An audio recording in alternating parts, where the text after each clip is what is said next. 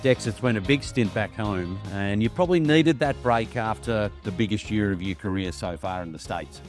Yeah, definitely, Adam. I was, looking forward to getting back home, especially towards the end of the year. But wanted to finish it off strongly, which we were lucky enough to do, and had a great couple of months back home in New Zealand.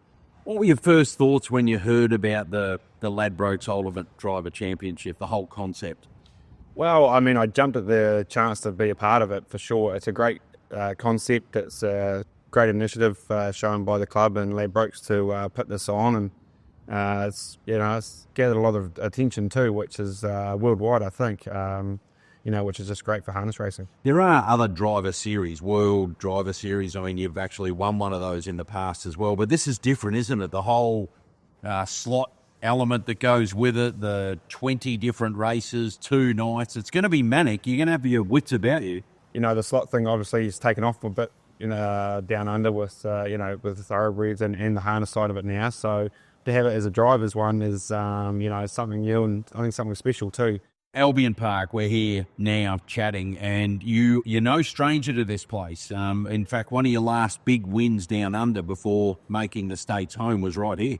Yeah, no, it's great to be back here, Adam. I had some really good success here over the years, and the Black's Fake win with Let It Ride was my last big win, New Zealand or Australia, before I left. So, I'm hoping I can bring back that form into this series. It's been 6.5 years, but hopefully we can bring something here for the weekend. How different is the racing, say, over in the States to what you're going to have here over the 2 nights? Well, yeah, it's very different. Obviously, we race over the mile in America, and also it's always frontline draw. So, we've got to have second line horses as well, which is going to be different than over there and over a little bit longer distance. So, speed-wise, though, from what I remember, Albion Park's a fast enough track. They can scoot around here pretty good. So I'm sure there'll be some of the races, there'll be some good fractions getting thrown up. All right, let's get into 2 drivers we don't know a lot about. We know their reputations, but you've driven against them, particularly the Green Hornet, they call him, Yannick Gingras. What's he like as a bloke? What's he like as a driver? Yeah, Yannick's a great fella, and obviously his ability, his stats speak for themselves. He's in the Hall of Fame over there for a good reason. I think it's 200 million in purse earnings. Very aggressive driver, and it pays off for him more than it doesn't. So works to his advantage.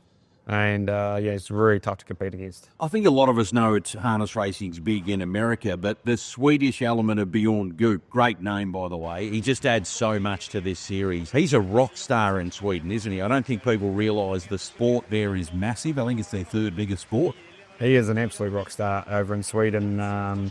He wears a gold helmet. They used to give that to the leading driver each year, and they retired it for Bjorn. For him, he just wears it all the time now because that's how big a rock star he is. Unbelievably, world-class talent on the track, and world-class guy off it as well. Luckily enough, I've done a few series with him and raced with him in Sweden as well, and he's a champion. There's a lot of sentiment in this series. It's close to your heart as well, isn't it? Because 2 of your rivals here have been 2 huge parts of your life. I speak of Kate Gath and her husband Andy, of course, is part of it as well, but Kate driving in it, and Carter Delgetti. Firstly on Kate, you drove your first winner working for Kate and Andy all those years ago. Yeah, Andy and Kate were unbelievable to me. I was only 17 and moved to Australia and was with them for about a year.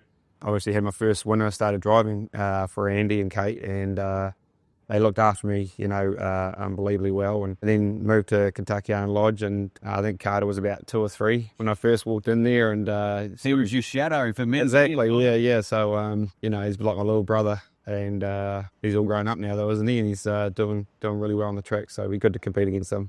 How's the confidence levels going into it? You're taking on such a great group of drivers, but you're also coming off the best year you've ever had. Yeah, definitely confident. I think you've always got to be confident when you're going out to race horses and compete at them. But, I had a very great year last year and drove some great horses, but I also had a couple of months off on the sidelines since coming into this, so we'll be fresh, that's for sure. But I'm looking forward to it is the main thing. Well, this is going to be a hell of a 24 hours. Best of luck in it, Dex. Looking forward to it. Thank you very much, Adam.